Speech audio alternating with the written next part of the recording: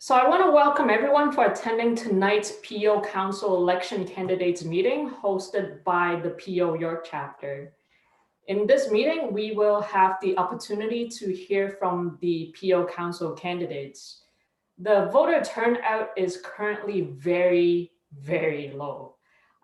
As of the end of last week, the voter turnout is only at 7%.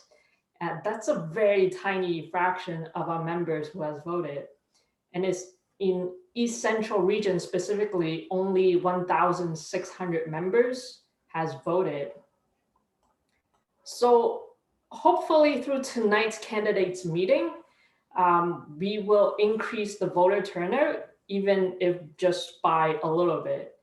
And your participation in the council election is very important and it matters as well. So the electing council member is an important part of the self-regulated profession. They make decisions that affect how professional engineers are regulated. The elected councils will be the voice in your profession. And in a moment, we will hear from each of our candidates so that you can learn a little bit more about each of them. And so I would like to thank all the candidates for taking the time to speak to our members and making a difference in the engineering profession. I would also like to thank all the attendees for taking the time to attend this meeting. And if you haven't voted already, please do so before the voting close on February the 19th. And I will now pass it to Oliver Zhao, who is the York Chapter's Business and Community Outreach Director, who organized tonight's PEO's candidates meeting, and who will also be moderating this event as well. Thank you, Annabelle. And thank you everyone for joining us tonight. And thank you also to all the candidates to accept our invitation kind of last minute. As Annabelle mentioned about the voter turnout rate. So I have a summary from the PEO website.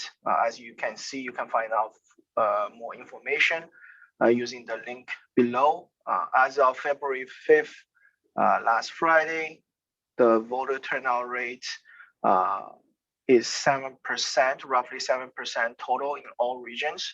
And if you see in the East Central region, we are only at merely 7% turnout rate. And if you go down to the second table, you can see in terms of York Chapter, out of almost 10,000 members, we're only at 495 votes, which is quite significantly low in terms of a big chapter. And this is the whole reason why we want to host this even last minute candidate meeting where candidates can share their views, their plans to our members. And as Annabelle mentioned, this will be recorded and made available on York Chapter YouTube channel and also e-blast to all the members. Now to start, just want to go through quickly over the agenda. So we went through the first two items already. We're going to start with President-elect, Vice President, Councillor-at-large, East Central. We do have most of the candidates present today. Those who are absent will show their campaign material, links, and the video if available. After each segment, we'll have a quick Q&A. So please feel free to type in the question box about your questions. And we do also have a few pre-received questions that we're going to ask to the candidate. So let's start with President-elect candidates. We're sorting them by the alphabetic order of their last name. So Donna Campbell, please go ahead. The floor is yours. Yeah, thanks, Oliver. Can you clarify how much time that you would like us to give our opening remarks for? Yes, sorry about that. So each candidate have 4 minutes in total to go through the statements. I will set up a countdown clock here, and you'll hear us a beep at 3 minutes and another beep at one last minute. Yeah.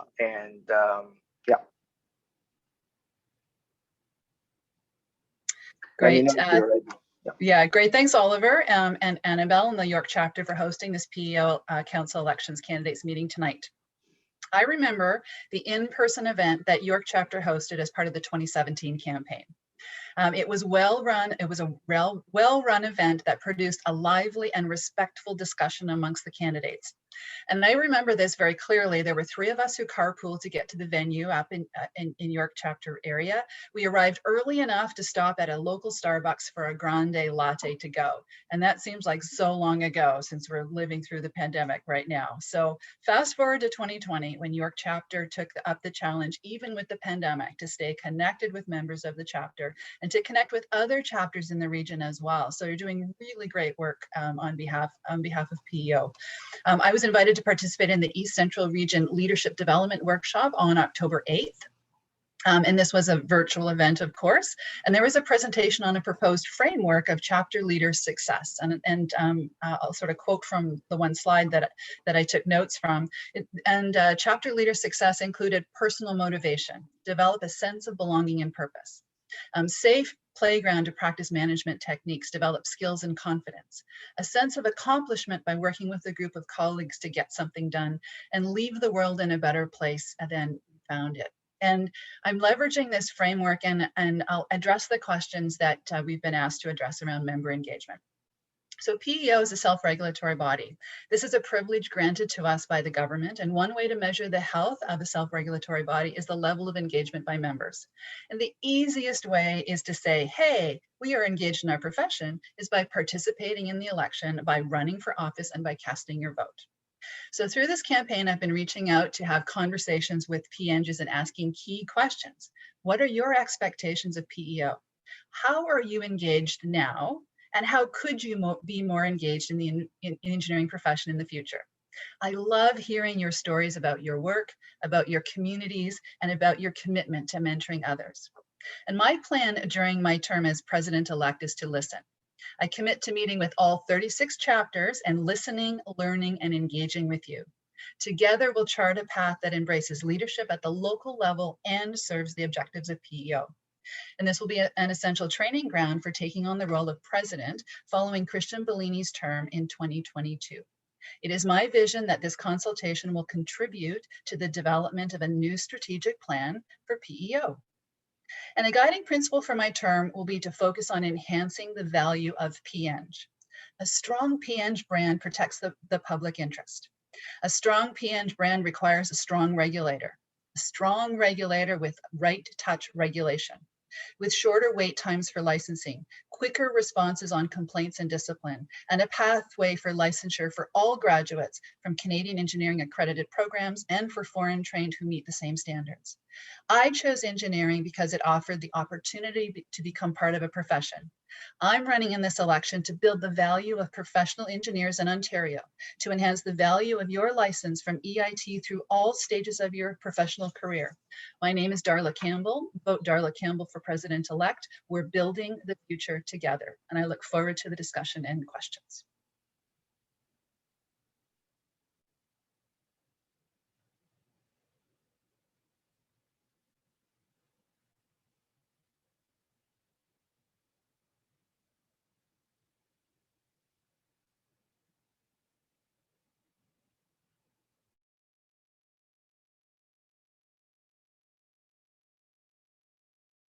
Hi, Nick.